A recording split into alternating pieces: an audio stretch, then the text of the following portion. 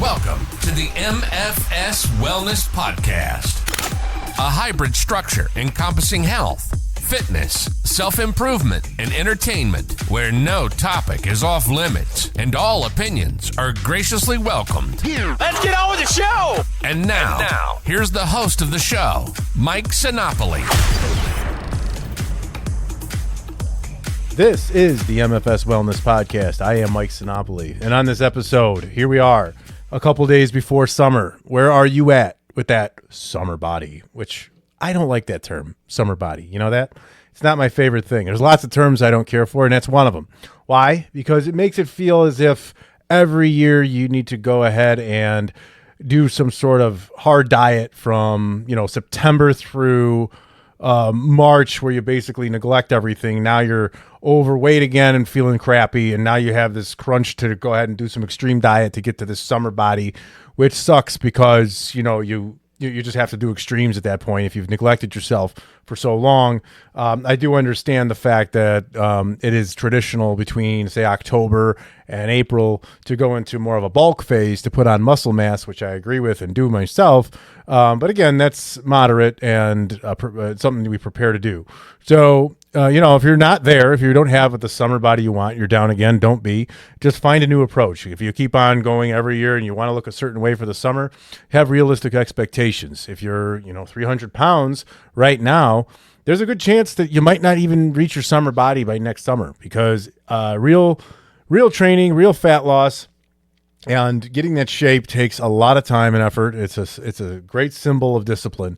So, get yourself psyched up for that. If you're down right now, don't beat yourself up. Don't hate yourself. Don't twitch over to some either terrible gluttonous way because you're punishing yourself for seemingly failing.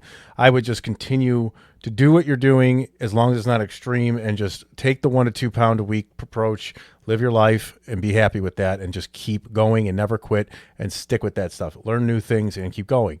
So, obviously we all care about how we look. As I was saying about the summer body, we always are caring about how we're going to look in that bathing suit. We might have a lot of anxiety built up for that, a lot of discomfort, insecurity, and that's 100% normal. There's really, really no other way around it. It's just, I think, something we're going to feel forever. And I think it starts when we're young, and I believe it does go up until, into your late years if you make it that long.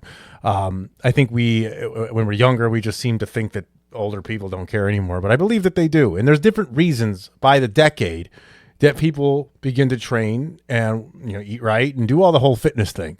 When you're young, and I'm going to go through each one and I'll give a little bit of my background on it. And then I also have a list here from my good friend, my new best friend, ChatGPT, who I don't even know if I need friends anymore because this system is here for me. AI is my best friend. Isn't it yours? That's where we're headed.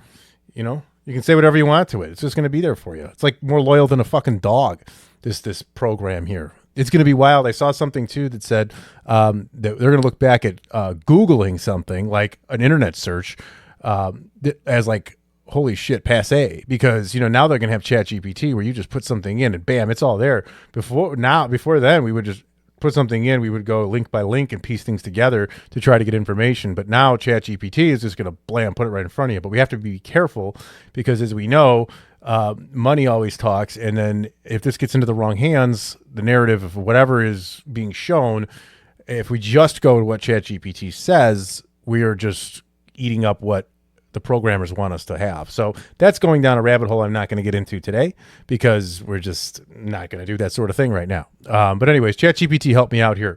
So what I'm doing on this episode is sort of going through each decade of your life and what are the main reasons people are exercising or training from the teen years all the way up until age 70 we'll go. Because then after 70, 80, 90, if you're still moving around and doing physical stuff in the gym, which I see older men in there and women at my gym, 80 years old plus, still in there. They'll come up to me and, say, oh, I used to look like you, or I was trying to keep up with you. And I'm just like, I look at them and I'm like, you're my goal. Or they'll ask me if I'm training or something for a competition or anything like that, which I don't do, but highly respect. But I tell them no. I said, actually, I'm here doing this and you're my motivation, sir or ma'am. because I want to be 85 years old one day, and I want to be in the gym, and I want to be my hands on dumbbells, and I want to get off the bench on my own, and I want to walk in and out of the gym on my own power. That's what I want. That's what I'm doing. That's why I work out now. That's really the main reason, and I'll get to that. So just going off of this ChatGPT list, so it starts with the teen years, okay? Most people start lifting, I think, in the teens. That's when you get to high school, you start doing sports, you're starting to find an attraction to somebody or dating and things like that all start to come up, and you want to look good, feel good, and all that. So the top 3 reasons, and I do agree with these, and if I don't, I'll let you know. But the main reasons I think people in their teens, and ChatGPT does too, is number 1 is sports performance, training for school, sports or competitive activities. I think that's pretty much the top reason that we get started. Maybe it's a PE class, or you're playing football or volleyball or basketball, something like that, and that's what gets you into the gym to strengthen and help your endurance and such. Physical appearance is number 2, no brainer there. I think that's a huge one. If not even, that could even be number 1 in some cases, because I think that's when the insecurities start up. Noticing people are noticing you, and unfortunately, there's a lot of bullying in those years, those teen years. It's highly impressionable, and it's really unfortunate. So I do think it's sad that someone needs to do this just to avoid being bullied. But hey, you know what? It's the world we live in, and hopefully that's getting better. Last but not least, and again, this kind of goes with it, is social influence, friends, social media, and peer pressure. But the most important out of those, they say, is fitting in. Being accepted or admired takes center stage, because I think that's what we want in our teens. We're trying to find who we are. We want to fit in. Don't agree with it, obviously, because this is just a path that people have to take. I think you're a child, and then all of a sudden, you're in this little bubble for, ages, 1 to 12. You're in this little bubble of just your family and your neighborhood and smaller schools.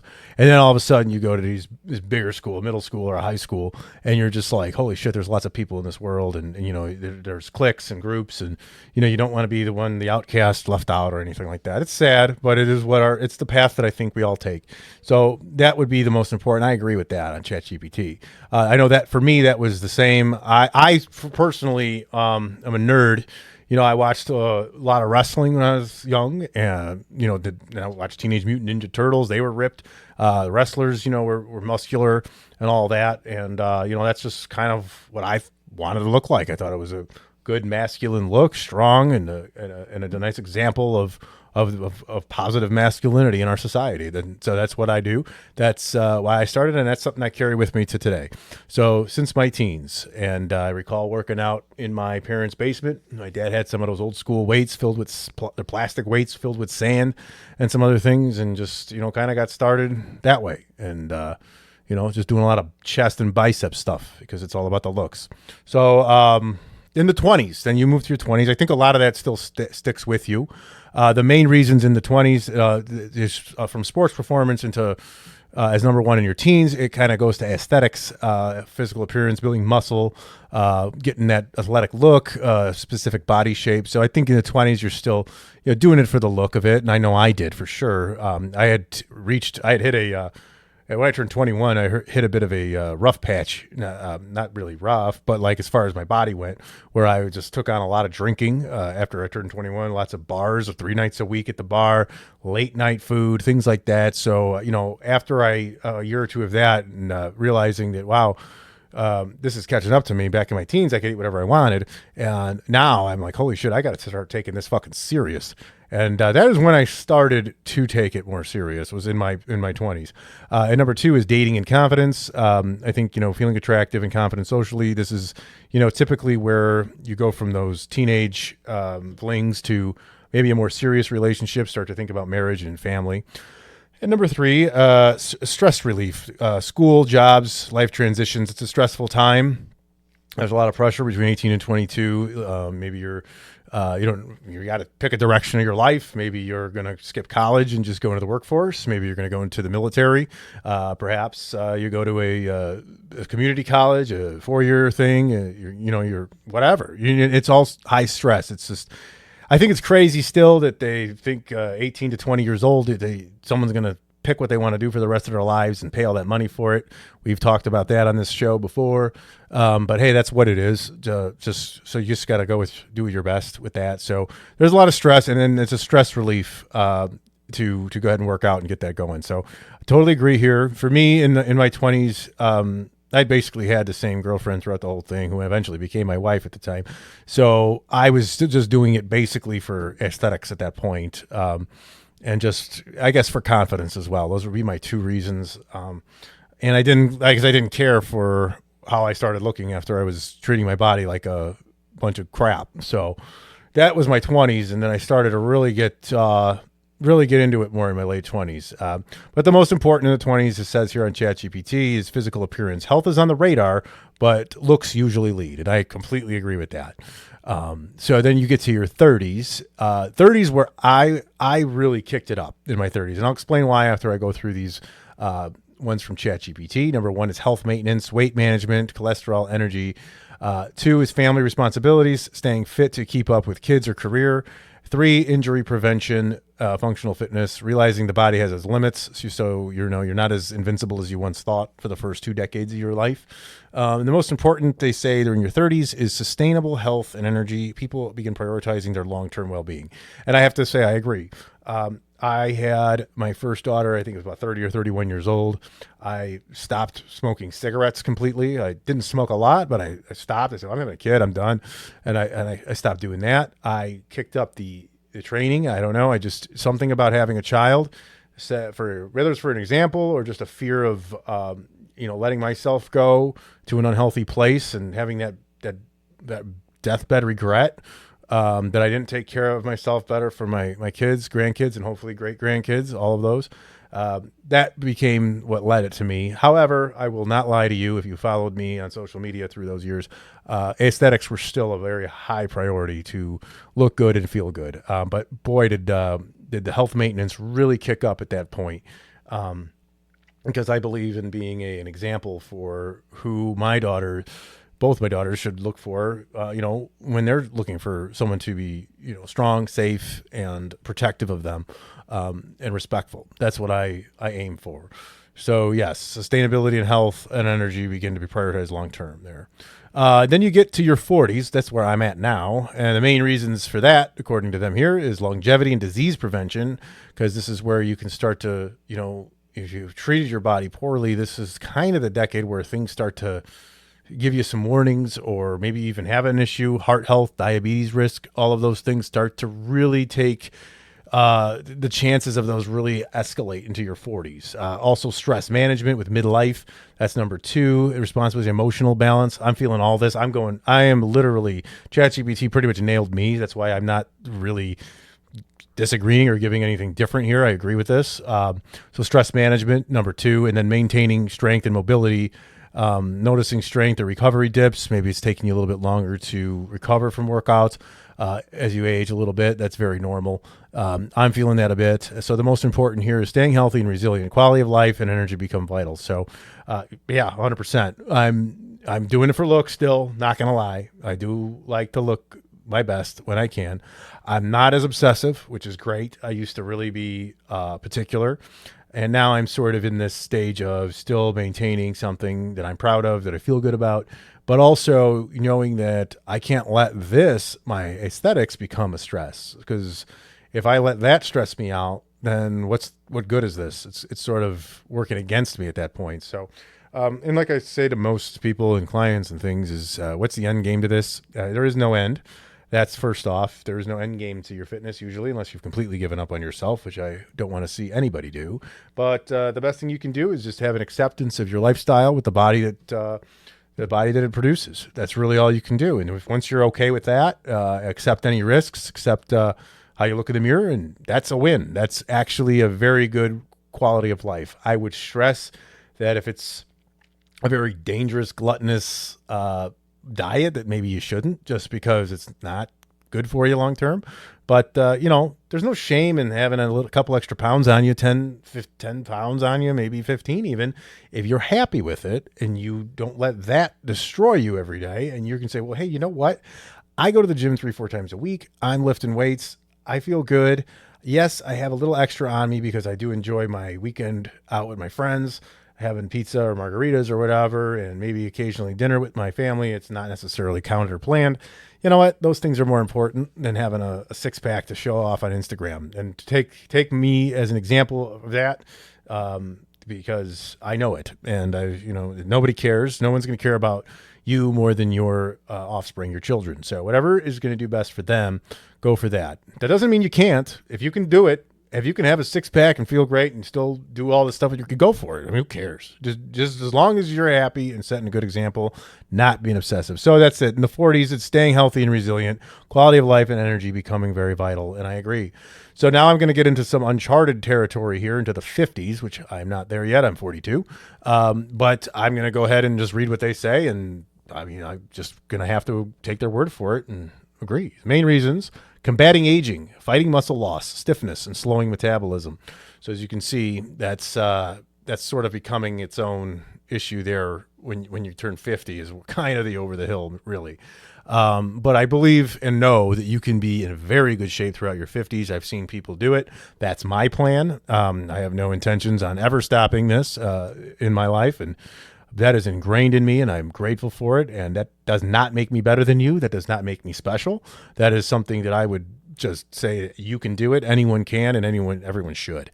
Number 2 is preventing chronic conditions like arthritis, osteoporosis, and heart issues. So obviously health becomes that. Aging and health are starting to become your main focus here. Mental health and clarity as well. Exercise is a therapy for the brain as well as it is, for your body and your emotions and all that. So the most important of that, they say, is preserving independence and vitality, staying active and mentally sharp. So this is where you really need to start taking care of yourself on many different levels. I can actually add in there into the 50s. I think, your kids might probably be like maybe teenagers, maybe getting in their 20s at that point, depending on when you had them, traditionally. And I think it's still good to set an example when they're even more coherent and they're adults themselves and they're seeing that their mother or father are in the gym, ripped, in great shape, moving around, mobile. And what a great example that is, to see that instead of some just deteriorating person. I think we've come to this point to where we actually accept the fact that aging is what causes us to have these diseases. But really what it is, it's the compiling of this bodily neglect that's just caught up to you into your 50s. So if you're in your 20s and you can get started now and just doing this, you might not have that happen in your 50s. There's no guarantees ever, but I think that's the way to go. I think that's one of the biggest misconceptions in society is that age causes these diseases or this immobility and things, and it's really not. It's really just year upon year of accumulating bodily neglect that finally catches up. And that's what that is. So if you can think about that, you don't have to accept this poor health in your old age. It's just like we just associate it like it's supposed to be there. But I don't agree. So anyways, that's it. So it's preserving independence and vitality and staying active and sharp mentally. Okay. So then you up into your 60s now. This is retirement age. This is when your golden years, you're supposed to live it up, So this is where it's important, kind of where I was saying, piggybacking off of that, of not neglecting your body that long, is what if you can retire at age 60, 62, a little earlier than expected? What if you can do that if you've invested correctly and you've planned it right? Now you've got these years left. And what do you want to do with these years? You're going to want to maybe travel. You're going to want to spend more time with your grandkids. Perhaps a great grandkid might be on the way, even maybe a little early there, but you never know. And, you don't want to be sitting there in a chair and not able to do anything because you neglected it yourself. And there's plenty of other diseases that can knock you out anyways that are out of your control. But the last thing you want to do is sit there feeling sorry for yourself or blaming yourself because you're the one that did it. There's no guarantees, like I said, but you'll know whether it was your lifestyle choices or whether it was just fucking shitty luck that you're not mobile right now or you're not able to move the way you used to. It's just what it is. So the main reasons for in your 60s is mobility and balance, preventing falls and fragility, heart and joint health, managing that wear and tear. And then 3 is social and emotional benefits. Group classes or walks reduce isolation. So it's about being social. Maybe you did retire For some people, that was their main source of socializing. So perhaps maybe joining a yoga class or a spin class or whatever, some sort of group workout thing kind of gets you a little bit of a social factor in that you might be missing since you've left the workforce. Nowadays, who knows when anyone's going to leave the workforce? Based on our trajectory, maybe never, but whatever. We'll just wait and see. Who cares? Most important then, obviously in the 60s, it says functional fitness and well-being. It's about staying capable and connected. So you want to just, it really looks kind of are what they are. You just want to survive at this point, and you really want to just have those good years be good. You don't want to have them suck. Quality of life. We always think life longevity, right? Like, I don't know, would you rather live till 80 with all your mobility and great life and just all over the place experiencing everything, or would you rather live till like 95 and be in a wheelchair for fucking so many years? I don't know the answer to that. Maybe it depends on who you are, and there's really no wrong answer, but I don't know. For me, it's all about being able to be independent and doing things for myself. So in the last decade here, 70s plus, that can obviously go into the 80s and 90s, is maintaining independence like we talked about. That's number one, and it should be, because those years you don't want to be dependent on somebody. And I've seen the cost it can come into play if an older relative needs round-the-clock care, whether it's a live-in nurse or assisted living facility. Those things drain the wallet. It's not all about money, but they're depressing to some of these older people, especially if they've got their mind. They know where they're at, but they have to be there. That's a depressing way to end life, I think. Is sometime unavoidable, but grateful that these people are there. Not going to lie, it takes a special person to work in assisted living and do these things. I've seen them with my grandparents and my aunt and things like that. What they do is unbelievable. I couldn't do it. The fact they exist is wonderful. I'm not trying to say anything negative about them. We need those people, but we don't want to be in that situation. We really don't want to ever rely on them or pay for their services, which will typically drain the vast majority of an elderly savings. So you want to maintain your independence. Do that for your children so that you can leave something to them. You can leave them a trust or a inheritance, whatever that might be. Preventing declines, slowing muscle loss, memory loss, and frailty. And then 3 is improving their quality of life, staying active, reducing loneliness. So most important is autonomy and quality of life, not just living longer, but living better, which obviously there you go. Quality of life means just as much as your longevity. So keeping them going. And then I did here. So that's kind of it. Little obvious, I think, all of it, but I think it's good to hear. And remember that if you're working, I think the reason why I wanted to do this too is just because if you've been training and trying to diet and all this, and it's always been, look, I just don't like how I look in the mirror. Don't like how I look in the mirror. Okay, that's still fine. But there's something that maybe not enough pushing you. There's not enough inspiration through just aesthetics throughout your life. If that's been your primary reason, you just don't like how you look in the mirror, find other reasons. And that's why I gave those out. Prevent diabetes, prevent heart disease, prevent certain types of cancer, prevent immobility, all of that stuff.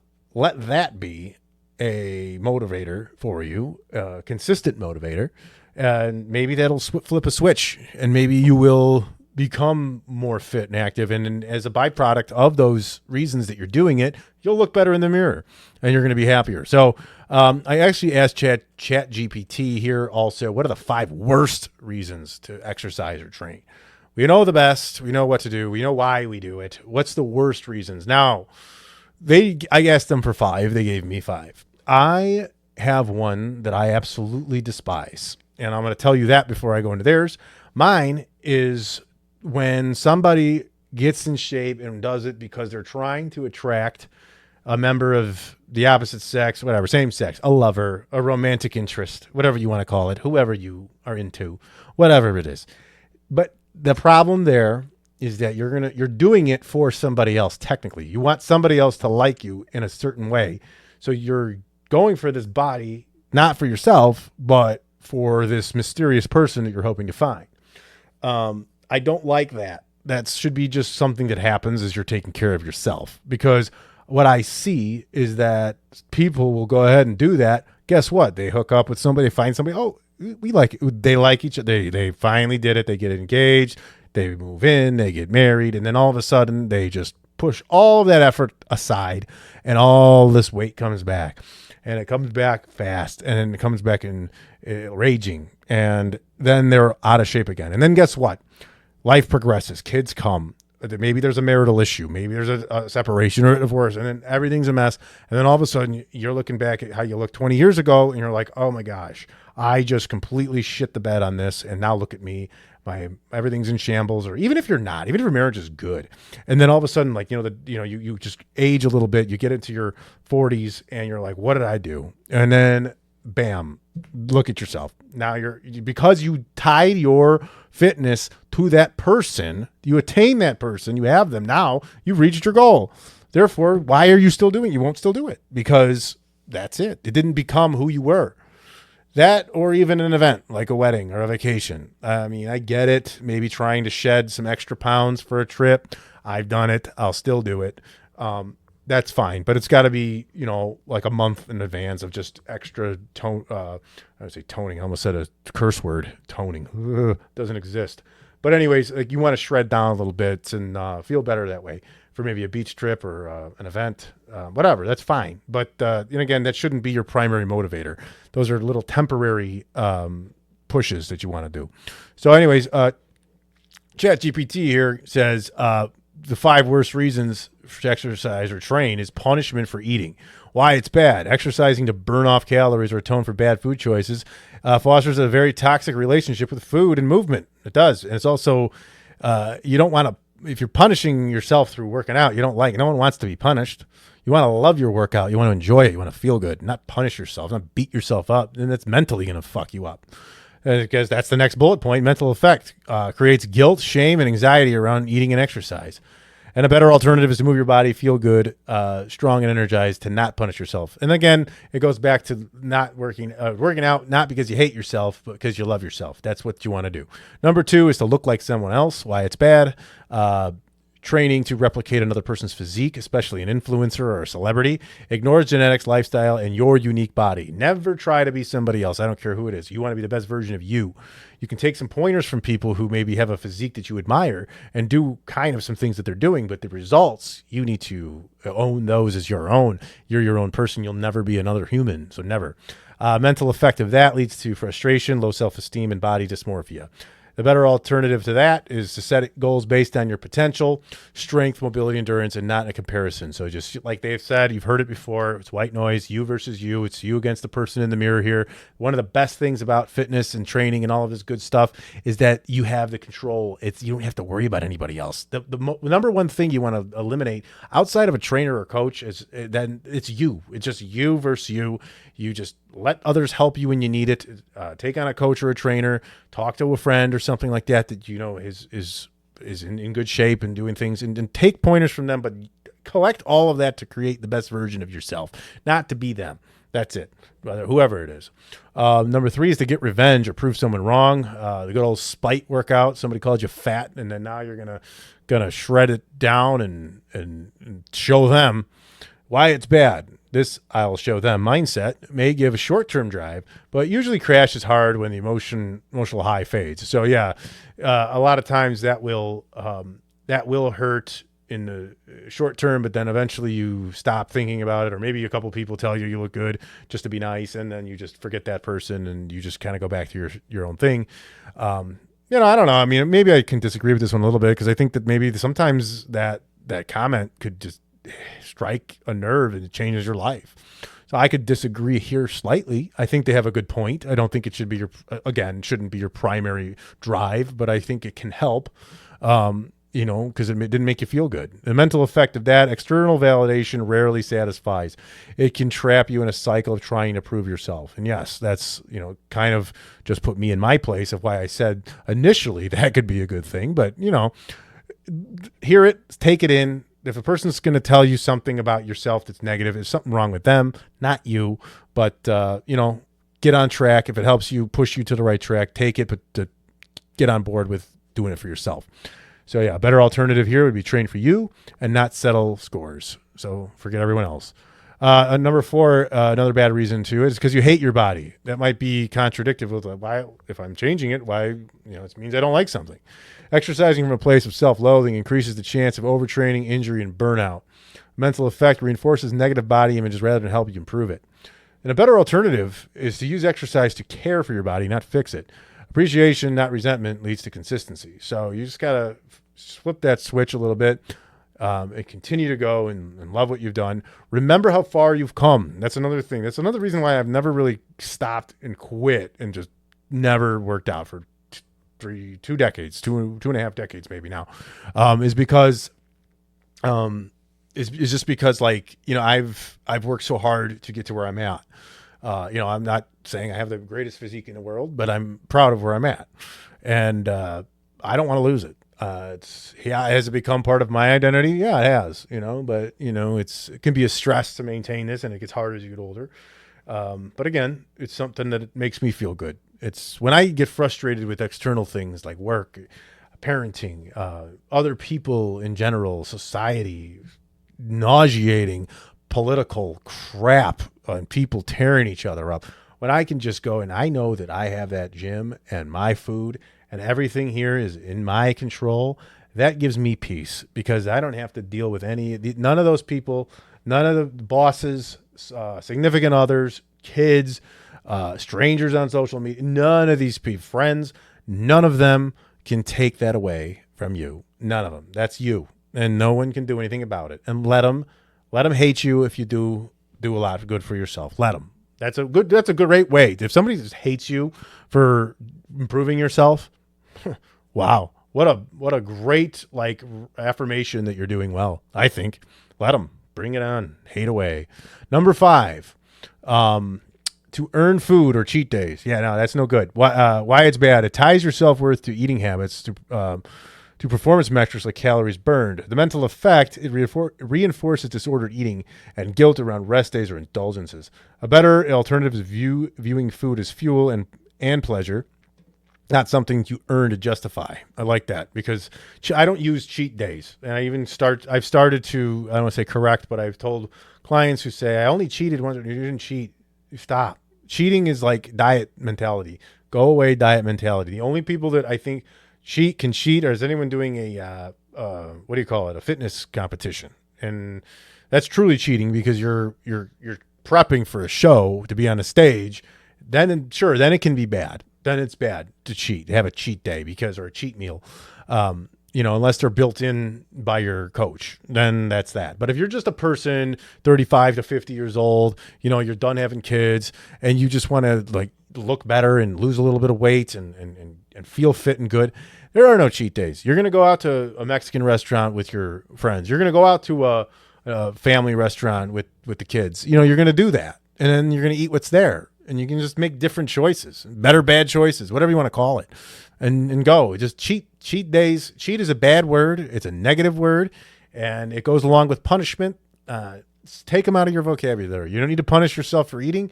You don't need to cheat on what you're doing. You need to create a good baseline and eat a specific way that you enjoy, that fits all the macronutrients that you need, your protein, your calories in check, and then adjust your fat and your carbs as needed and how you like it to your preference. Do that, make that your baseline, and then guess what? I'm going out to eat Saturday. Let's do it. And just go out, and you don't have to pig out. You don't have to just destroy yourself. Doesn't mean that. You can just eat what you'd like. And maybe that's something that's not that bad. Maybe your baseline has changed. Maybe instead of an entire pizza, you get a steak and a potato and a vegetable or something like that at the restaurant. You know what I mean? So you've changed it up instead of a big fried sampler. Maybe you got a nice, Cobb salad with chicken or some shit or whatever the fuck. So, that's all good stuff. So, that's kind of an overview by decade of, what leads the way. I think naturally many of us will gravitate to those like I did. And ChatGPT here did exactly, think the way I think, which is terrifying. But hey, whatever, that's what it is.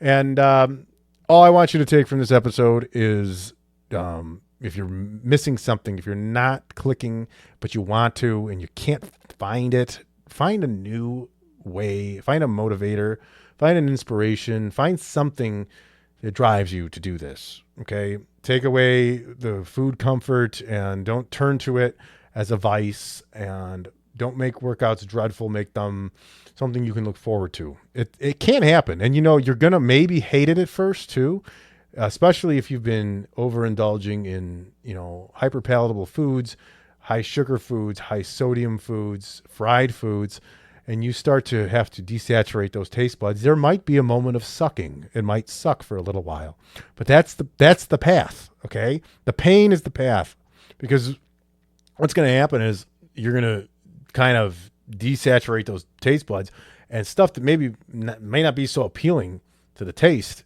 is going to become more appealing, and then even that other stuff is going to maybe be almost too much, or taste even better when you have it infrequently now. So it's just about adjusting that sort of thing. And I've probably said it on here before. When I was younger, in my teens, I would drink Sprite. I loved it. I'd have Sprite. I would have a can of Sprite or 7-Up, whatever was there. And, I stopped obviously drinking those things a long time ago, at least regularly. And one time I was at a party, and they had the coolers and shit. And if you've heard the story before, I'm sorry, but this is a good time to say it. And a good example, I just said, you know what, screw it. There's a Sprite in there. I haven't had a Sprite in probably 15 years when I looked at it. I said, all right, I'm going to open this Sprite, click the can open, took a swig. I almost wanted to barf because that shit was way too sweet. I had been used to lime bubblies or ahas, sparkling water type stuff that, many will joke tastes like plain shit, but those are what I enjoy now. That's what I like. I prefer it over to sweet stuff. And it's better, way better for you. So, that's just one example of how things can shift. And remember, you find more than just, you find your body is one thing, but your mobility, who you're doing it for. If you have kids, that's an easy one to do it for them. However, whatever that even means as an example, to be mobile, to be helpful, to be attentive, to be mentally aware for them. And potentially even live longer, because it's, no guarantees, but the odds are that if you take care of yourself, you will live longer. The odds will be in your favor. So that's it. And if you don't have kids, just find what else can motivate you, or inspire you to do this, whether it just be, living your best life here on this earth, or doing something for someone when you retire. Maybe you want to have something active. Maybe you want to do missionary work, or maybe you want to, foster animals and you need to bend down to be able to feed them, or whatever, take them on walks. So, things like that, so, I'm not one of those, oh, I've got kids and you don't, so I have this and you don't. No, fuck that. We all have different paths. Some can't have kids. Some choose not to have kids. I respect it all. So whatever. Anyways, that's kind of everything. That's the decades, working out and all that shit by decade, and what we think and how we feel and what we do. We're probably all on the same path, very similar. There's probably other things that I didn't mention here that can be listed, and there's really no wrong answer there. So again, that's that. If you want to get in touch with me, I am now a certified personal trainer. I should tell you that since I did my last episode, I did get my certification complete, and I'm now doing another course through NASM of virtual coaching and training, to kind of expand upon what I've been doing nutrition wise. So going to have those 3 certs all solid and done by the end of the summer or the end of the year. And, whatever, you're going to keep going with this thing. Again, you can reach me on social media, ask me any questions, and see what we want to do. If you ever want to take on a coach, trainer, however it works, you just message me and we'll get on a call or have a chat and go from there at MFS Wellness. That's Instagram, Facebook, LinkedIn, and X. You can email me also, mike@mfswellness.com. So get ready for summer, people. It's here. Here in the Midwest, we've struggled to get sunshine and heat, and I think we're finally kind of getting in it here. So grateful for that. Get outside, go for some walks, be out in nature, get some peace going. We got to turn away from the screens, me included, and just do what we can. So until the next episode rolls around, everyone have a good one, and we'll talk to you then.